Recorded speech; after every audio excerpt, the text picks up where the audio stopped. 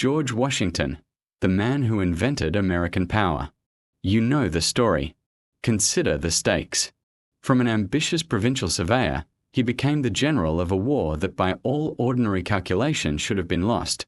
From presiding over a revolution, he moved to preside over a new government with no instruction manual. His essential choices, what he did and what he refused to do, created the unwritten rules of American power, legitimacy earned rather than assumed, the military under civilian command, an executive who acts with energy and accepts limits, power transferred peacefully when the people have spoken. And, running alongside these achievements, the contradiction that cannot be tided away, he built institutions that protected liberty while personally benefiting from slavery. He imagined national unity while pursuing policies that advanced the dispossession of native nations. To understand his legacy, we must hold both truths at once: Washington as institution builder and Washington as participant in systems of injustice. He began without the advantages of the great Virginia names. Born February 22, 1732, February 11th by the old calendar, in Westmoreland County, he entered a world where lineage smoothed the path. His would be a road of effort, not inheritance. As a teenager, he became a surveyor, threading forests and fords, setting chain and compass against a continent. The work brought coin to his pocket, confidence to his bearing, and, more importantly, a way of seeing land as a tangle of interests, speculators and settlers, native polities and imperial claims, rather than mere geography. It was education in power, taught not in books but by rivers and ridgelines. At 21, Virginia's lieutenant governor sent him west to deliver a message to the French in the Ohio Valley: withdraw from lands the British claimed. The mission and the published journal thrust him into imperial politics. In 1754, he led militia into a skirmish that helped ignite the French and Indian War. Soon after, his makeshift fort necessity fell. He signed a surrender he barely understood, learning, as young officers do, that boldness cannot always redeem inexperience. The next year, he served under General Braddock in the campaign that came to grief near the Monongahela. An ambush, a shattered column, and Washington riding through musket fire, his coat pierced by bullets, horses shot from beneath him. He learned how fragile supply can be, how swiftly fortune turns, and how prudence, not bravado, preserves an army.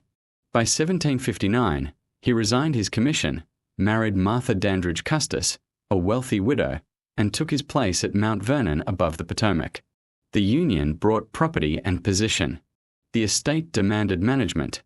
Ambition demanded outlet. Both would find their moment soon enough.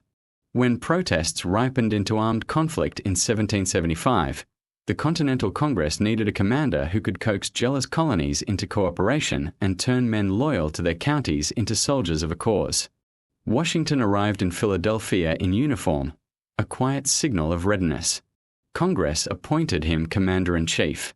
Outside Boston, he took charge, and with cannon captured at Ticonderoga, laboriously hauled over ice and mud, he fortified Dorchester Heights, compelling the British evacuation in March 1776.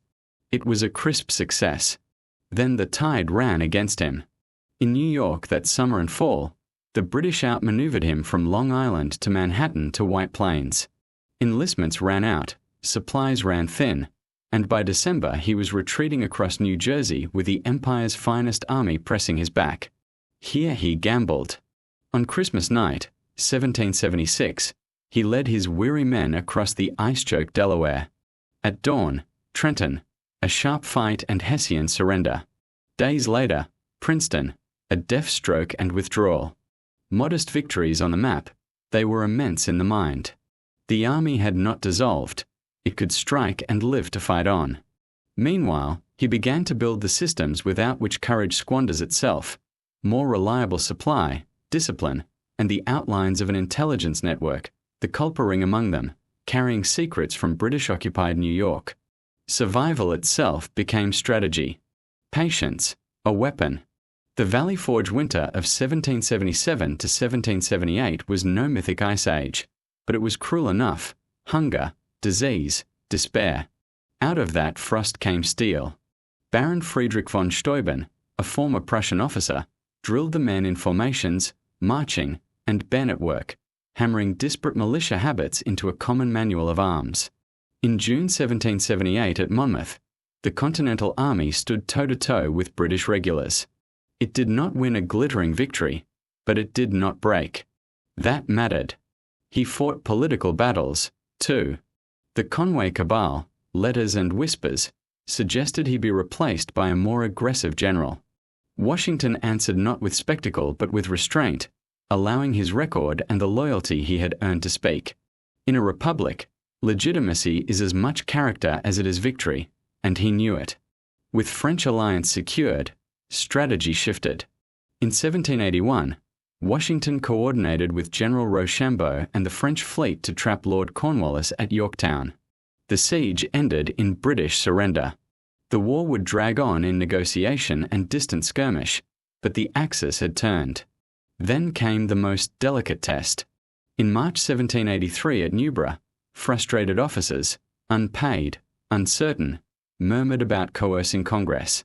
Washington entered their meeting, unfolded a letter, and hesitated. "Gentlemen," he said, "you will permit me to put on my spectacles, for I have not only grown grey but almost blind in the service of my country." The room softened. The crisis ebbed. Power yielded to humility. That December 23rd, in Annapolis, he resigned his commission. He returned the sword to the people. This was no mere flourish. It taught a new nation the habit that keeps republics whole, the military, subject to the civil power, even when the civil power is fractious, underfunded, and ungrateful. Back at Mount Vernon, he attempted an ordinary life with extraordinary attentiveness. He experimented with crop rotations, diversified beyond tobacco, and pushed to improve navigation on the Potomac, believing commerce might knit the states into something sturdier than sentiment. But the Articles of Confederation faltered. Congress could not tax effectively. States squabbled.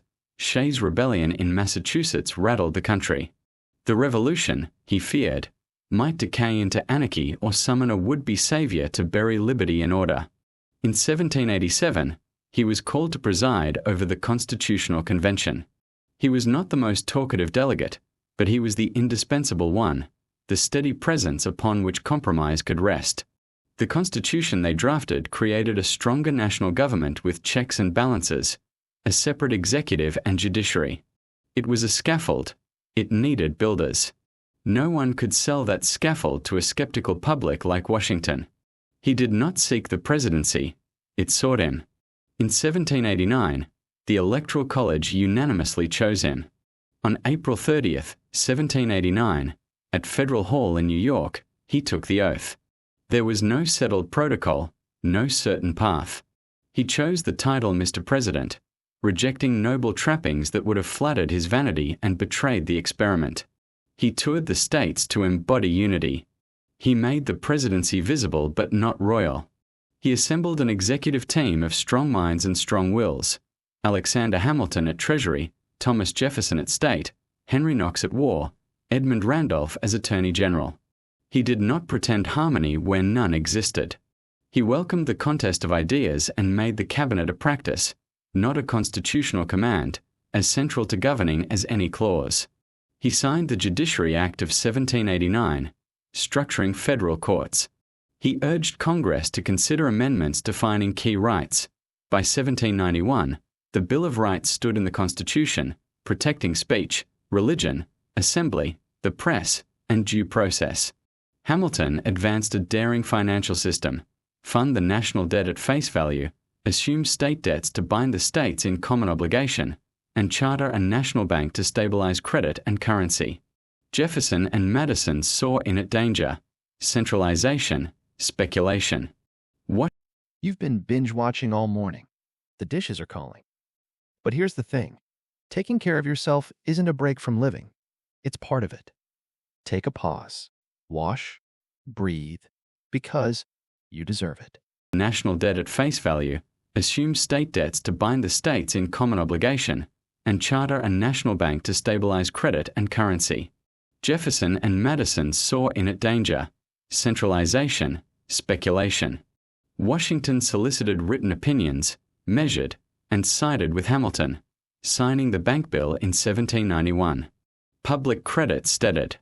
In a consequential bargain, the Residence Act placed the permanent capital on the Potomac, the city that now bears his name, while Philadelphia served as a temporary seat. And abroad the world was on fire. The French Revolution, once admired, had spilled into war with Britain. Washington faced immense pressure to take sides. He chose time. The proclamation of neutrality in 1793 was not indifference but design, meant to shield the Republic while it found its footing. The French minister, Citizen Jenner, tried to outfit privateers in American ports and rally Americans to France's cause. Washington shut the effort down and demanded his recall. Neutrality carried with firmness. Neutrality had a price. The British Navy seized American ships trading with France. The public clamored for war. Washington sent Chief Justice John Jay to London. The 1794 Treaty J returned with required British evacuation of posts in the northwest and created commissions to settle debts and spoliations. It did not end all seizures and enraged many. Effigies burned. Washington signed anyway, calculating that a decade of peace would be dearer than the satisfaction of righteous fury. Trade surged. Meanwhile, the 1795 treaty with Spain, Pinckney's Treaty, secured navigation of the Mississippi and the right of deposit at New Orleans, a vital artery for Western farmers. At home, the Whiskey Rebellion tested the government's resolve. An excise tax on distilled spirits, designed in part to raise revenue and reinforce federal authority, struck frontier producers hard. In 1794, protests in western Pennsylvania turned violent. Washington issued proclamations, then federalized nearly 13,000 militiamen from several states, riding partway to oversee the mobilization. The show of force ended the rebellion without a great battle. 2 men were convicted of treason. Washington pardoned them both. The lesson was clear. The Republic could enforce its laws, and it could temper justice with mercy. Beyond the Appalachians, conflict simmered into open war. The United States claimed the Northwest Territory. Native nations formed a confederacy to defend their homelands. In 1791, U.S. troops under General Arthur St. Clair suffered a disastrous defeat, among the worst in American military history. Washington demanded accountability, reformed supply and training, and turned to General Anthony Wayne. Wayne drilled a disciplined Legion of the United States for a year. In 1794, at Fallen Timbers near present-day Toledo, his troops routed the Confederacy. The Treaty of Greenville the next year compelled large land cessions in Ohio, opening the region to American settlement. Washington's rhetoric emphasized civilization and trade as pathways to coexistence. The outcome, however, was dispossession. The policies of his administration set a trajectory in which treaties often followed military defeat, and promises of protection yielded to pressure for land. Nation building for the United States meant profound loss for native nations. Neutrality had a price. As war engulfed Europe between Britain and revolutionary France, American trade suffered.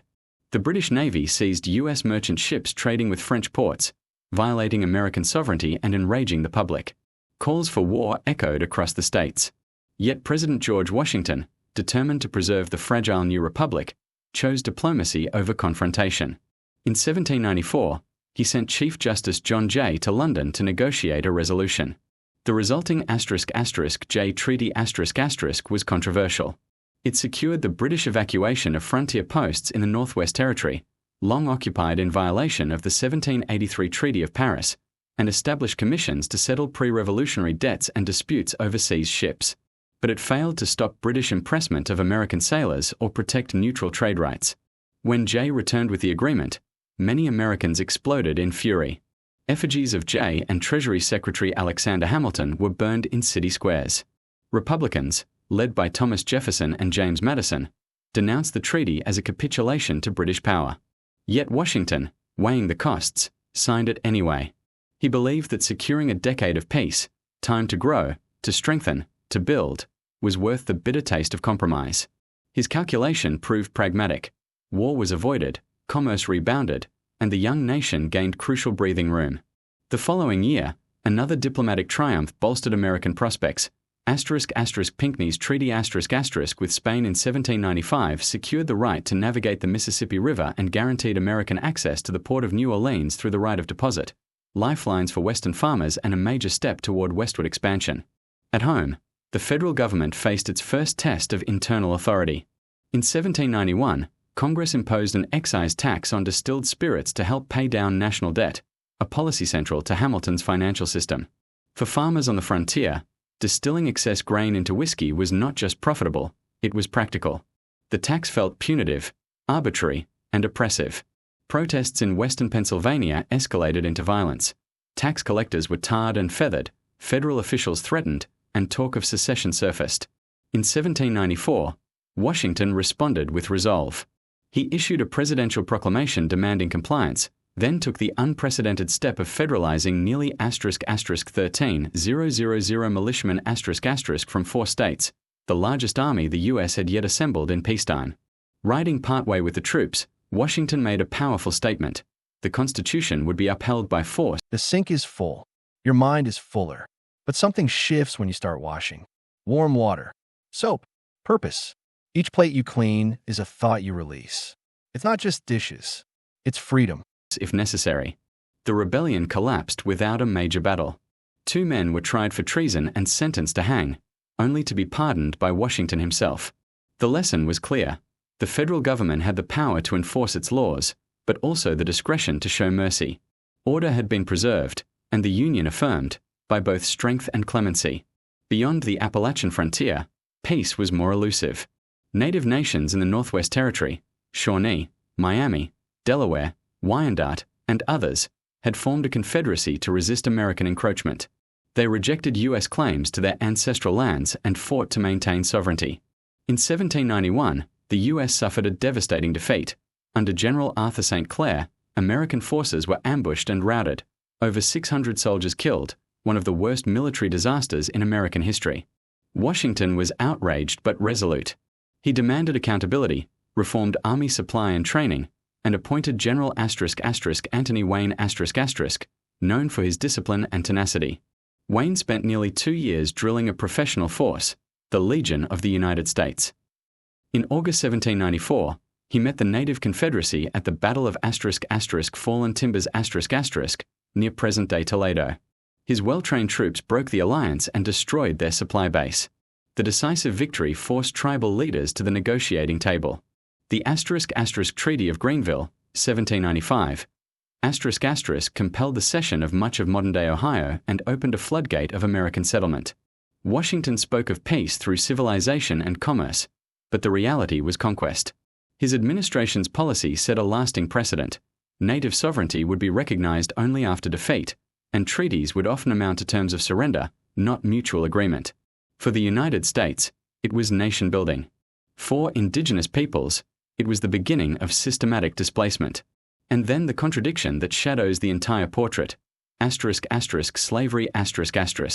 Mount Vernon relied on the labor of hundreds of enslaved men, women, and children, field hands, skilled artisans, domestic servants.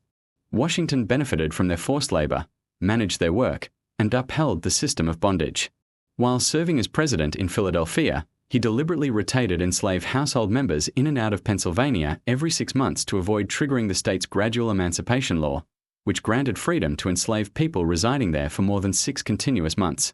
In 1796, owner Judge an enslaved woman who had served Martha Washington since childhood, seized a moment. She escaped to New Hampshire while the Washingtons were in Philadelphia.